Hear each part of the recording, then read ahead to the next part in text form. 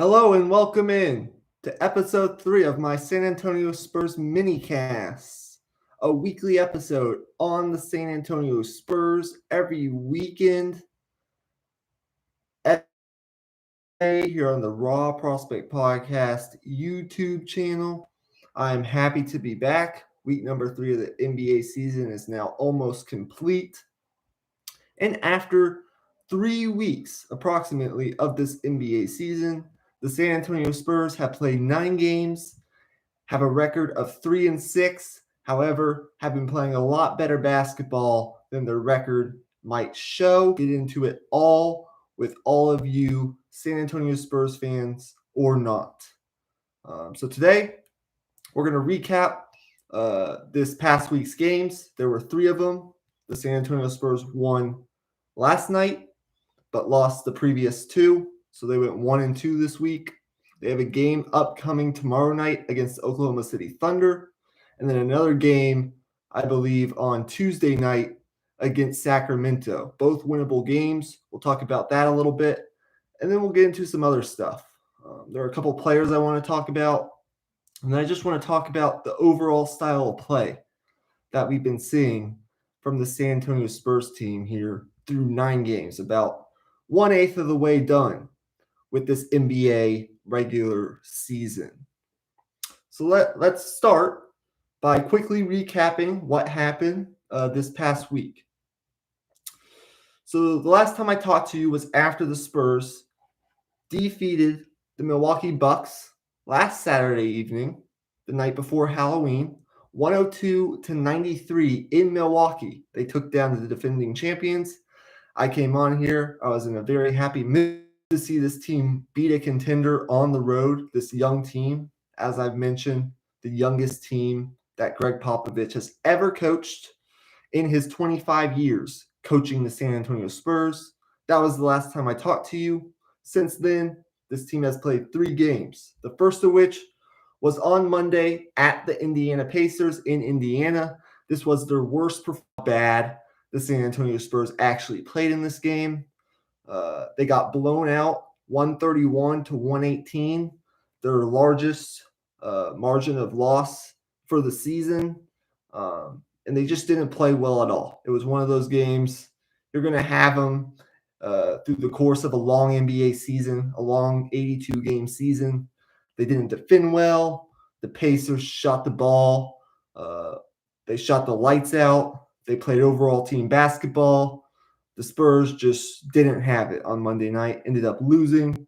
That dropped the record from 2-4 to 2-5. Then on Wednesday night, they played the Dallas Mavericks for the second time already this season in San Antonio at the AT&T Center.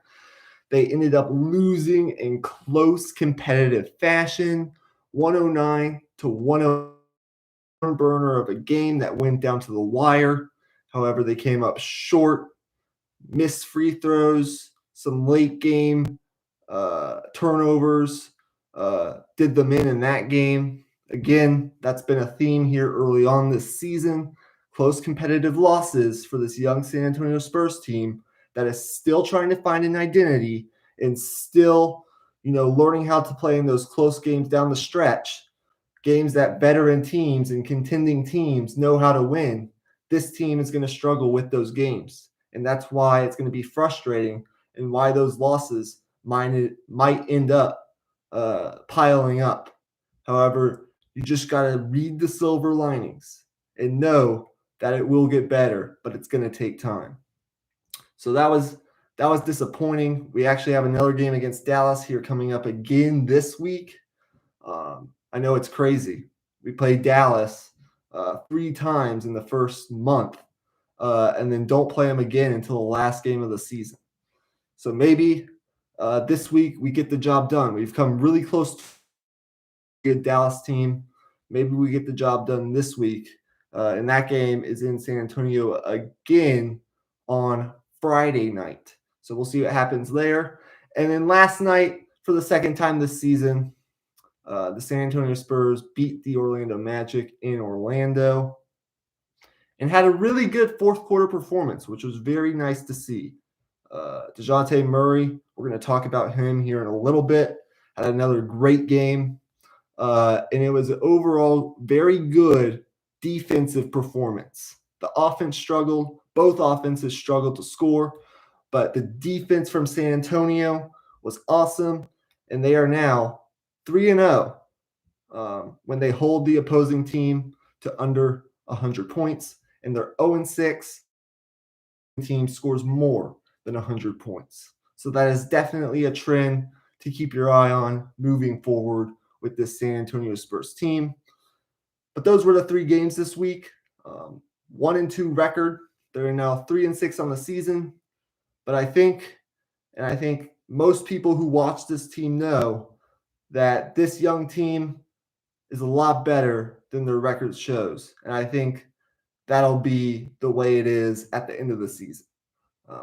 This is a young team. They're not going to win a whole probably 25, 30, 35 games, somewhere in that range. They're not going to be a playoff team, but they're going to be fun to watch, and they're going to be competitive every night. And so you, again, have to read the silver linings with this young San Antonio Spurs team. So that was this week. Now, again, as I mentioned, and then we'll get into the meat of this episode. This week, 2 winnable games here upcoming. Tomorrow at Oklahoma City. Another bad team that the San Antonio Spurs should beat. Then on Wednesday, come home to the AT&T Center, play a decent Sacramento team.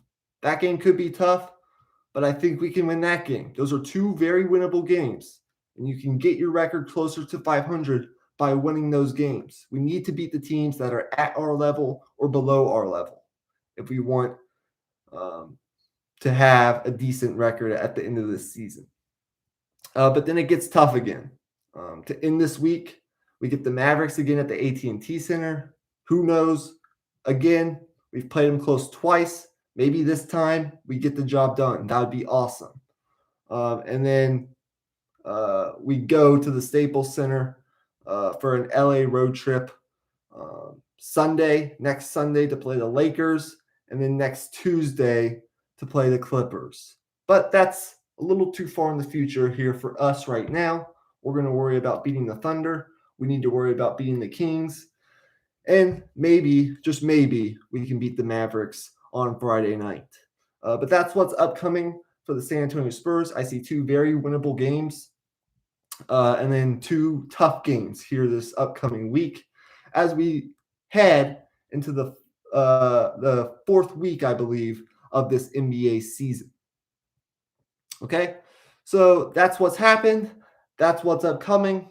Now let's talk about what I want to talk about here in this episode 3 of my San Antonio Spurs minicast.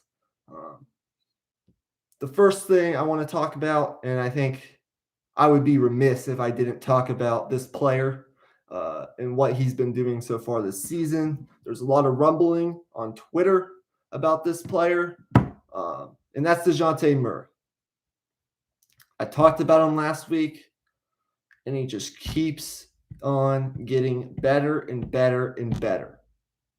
Jonte Murray right now is playing absolutely great basketball. Okay, we're going to get into the numbers here a little bit.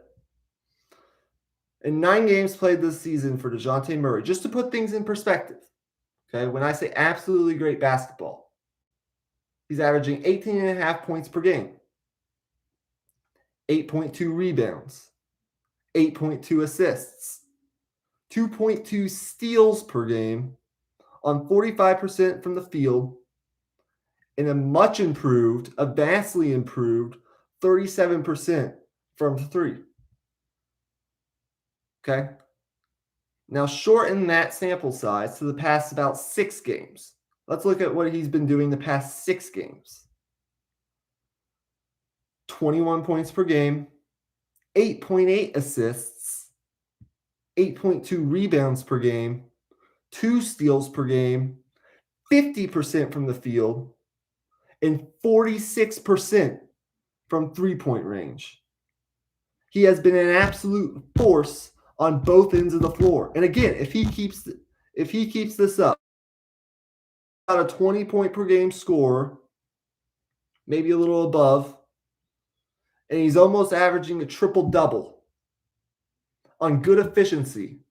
I mean, 50% from the field, 45% from three the past 6 games. You're going to be looking at a fringe all-star player in the Western Conference. Yes, he's been that good. And it's because of his defense. The defense, once again, and this guy has made an All-NBA team in his past. Okay, this is nothing new. We all knew he was a good defender. The questions with Jonte Murray lied on the offensive end of the floor and whether or not he could develop a consistent jump shot and be efficient, from outside of the paint, knock down his jumpers outside of the paint. Well, he's doing that now. And to add on to all of this, he's now becoming the guy that the San Antonio Spurs can rely on in crunch time. When the game is close, within the last 5 minutes of regulation or overtime, he's the guy that can initiate offense in the half-court set.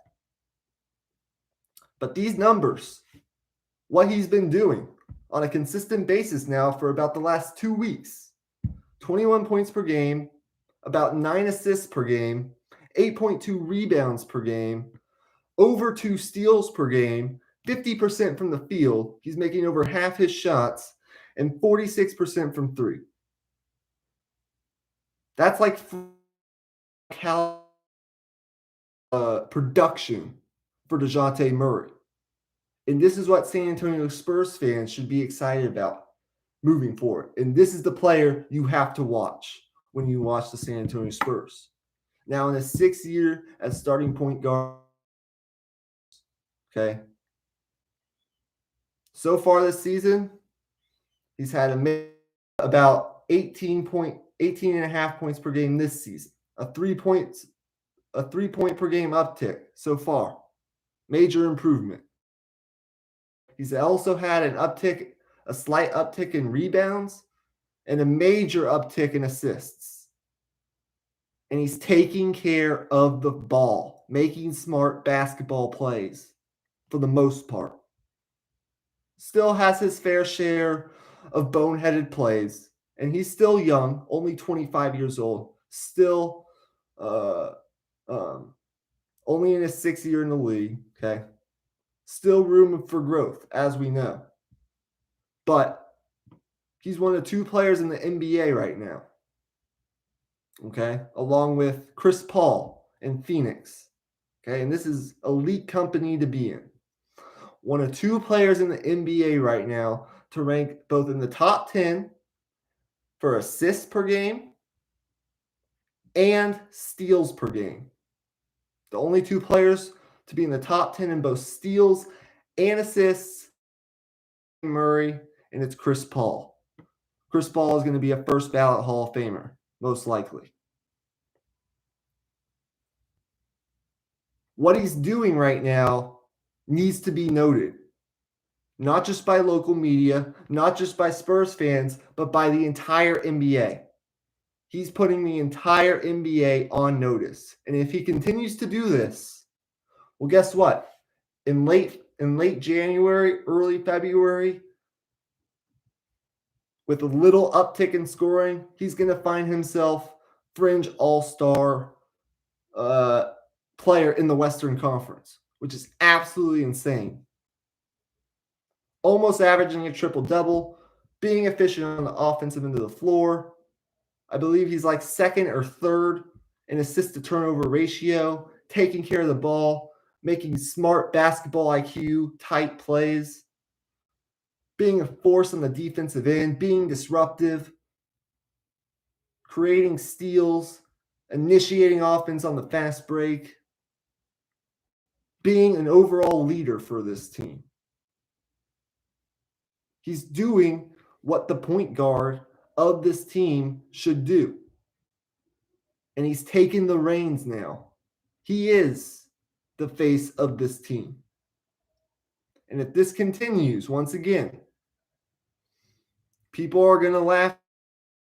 He could find himself on the fringe of all-star contention in the Western Conference. Look at his numbers. So, look, overall, he's playing absolutely incredible basketball. And again, this is still relatively small sample size. But 18.5 points, 8.2 assists, 8.2 rebounds, 2.5 steals per game, 45% from the field, 37% from three in 9 games this season. Past 6 games, over 20 points per game, 21 points per game. Okay, almost 9 assists per game, 8.2 rebounds per game, shooting 50% from the floor, and 45% from three. Major improvement in all areas by Jonte Murray. I'm super excited as well. He's playing like an all-star, even though in the long run, he probably will not end up making the all-star team because that's the Western Conference. But in a couple years, watch out. If this development, this trend continues and it's going up, you should watch out. And remember what I said on this podcast about Jonte Murray. Really excited about Jonte Murray. Okay. Number 2, Devin Vasel. Devin Vasel's development. You can see it with your own eyes if you watch the San Antonio Spurs team on a night in and night out basis. Okay? He is proving to be what could be a major draft steal for the San Antonio Spurs. He is proving this organization right. Okay? You can see it. He's off to a very strong start, averaging about 12 points per game, 5 rebounds, and 2 assists off the bench. Really good bench production. Okay? He's been really good. Really needed by the San Antonio Spurs team. Okay? He provides athleticism and defensive instincts. Those are the 3 things you look for in today's NBA. 3 very valuable traits in any player in today's NBA. Length, athleticism, and defensive instincts. Devin Vasel is good to elite in every single one of those categories. Okay? He's seen an uptick in usage, over a 4% uptick in his usage from last season, getting more playing time. And that's, of course, his development here.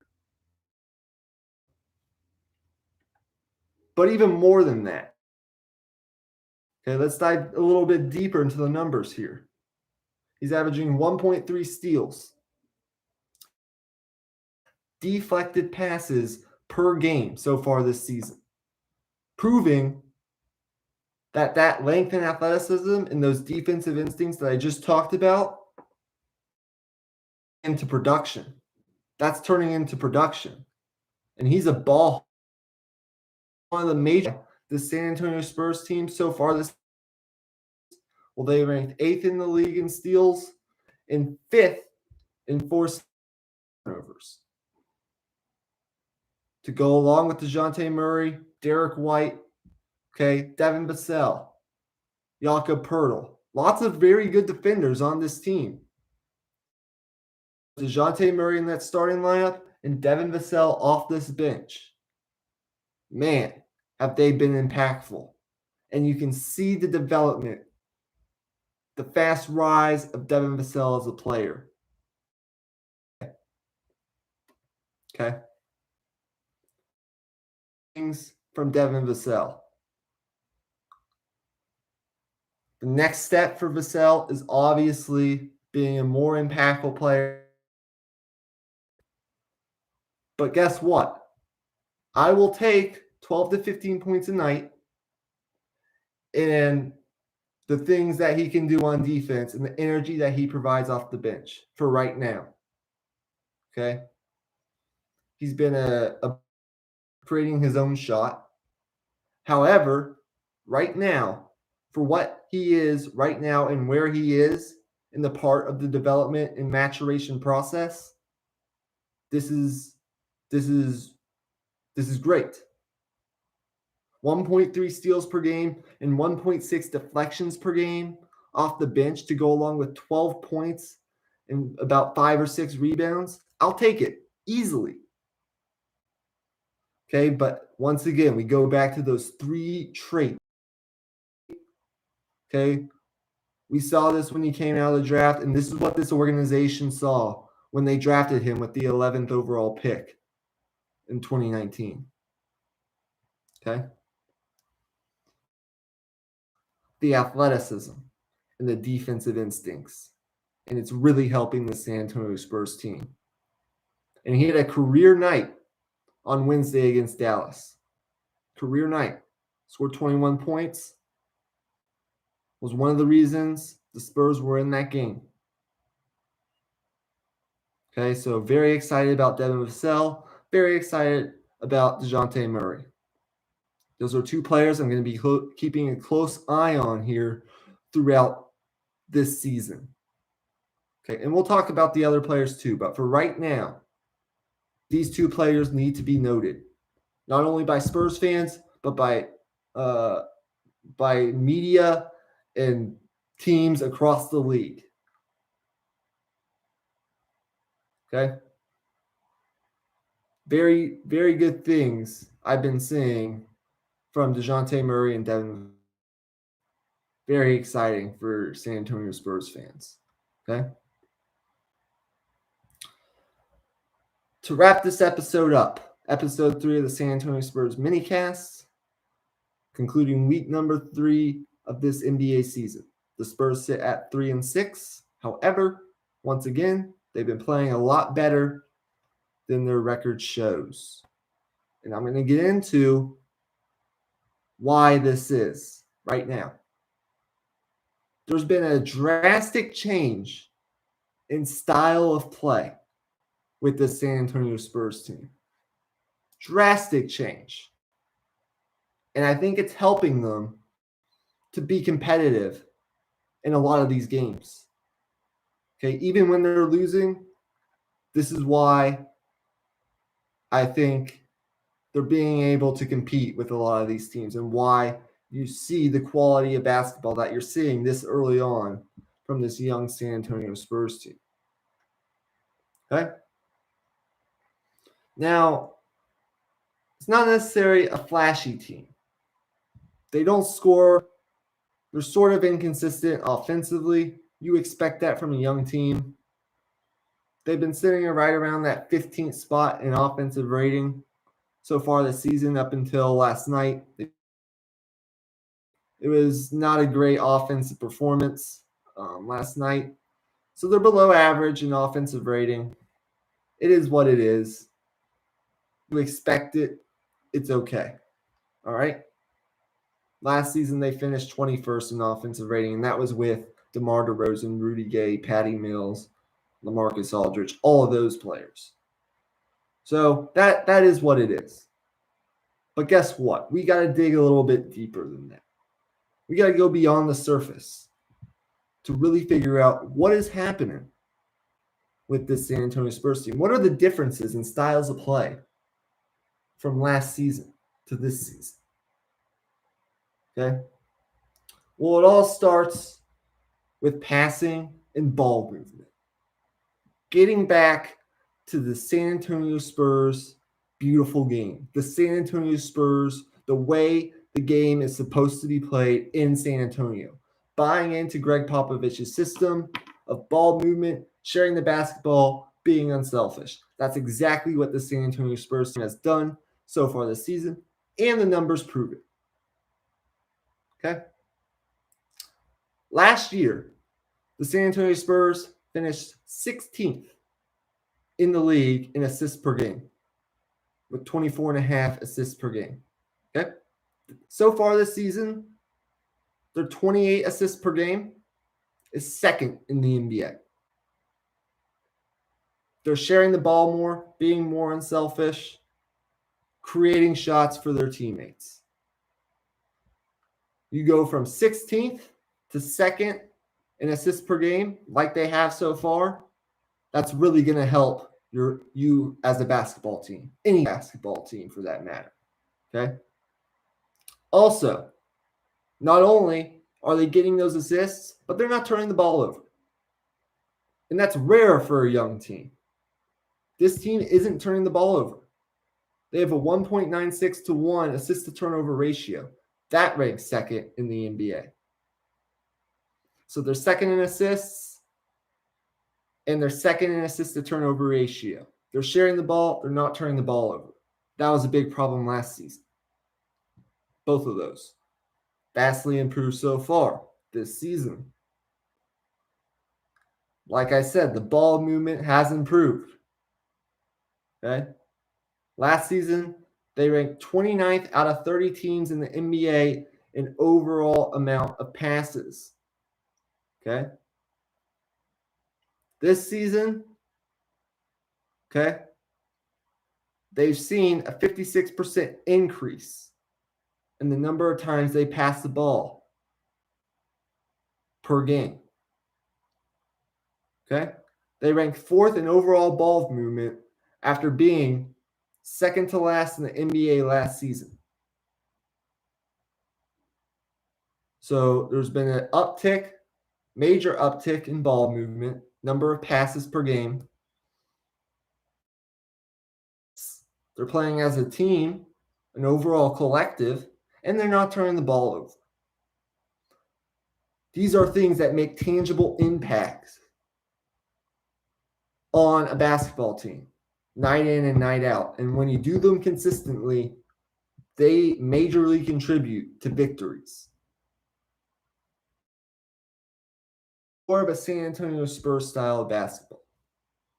Very good to see. Very good to see.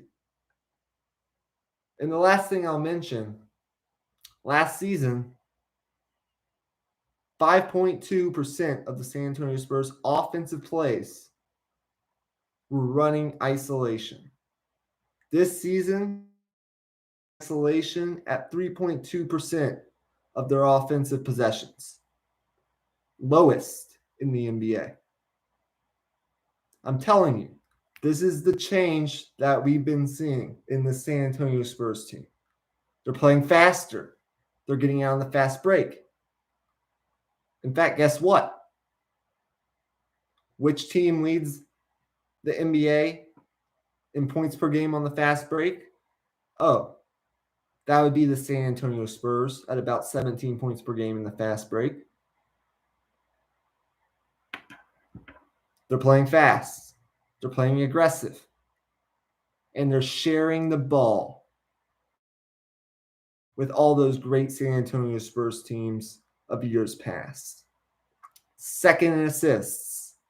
Second in assist to turnover ratio. Lowest percentage of isolation plays in the NBA. Fourth in overall ball movement and passes per game.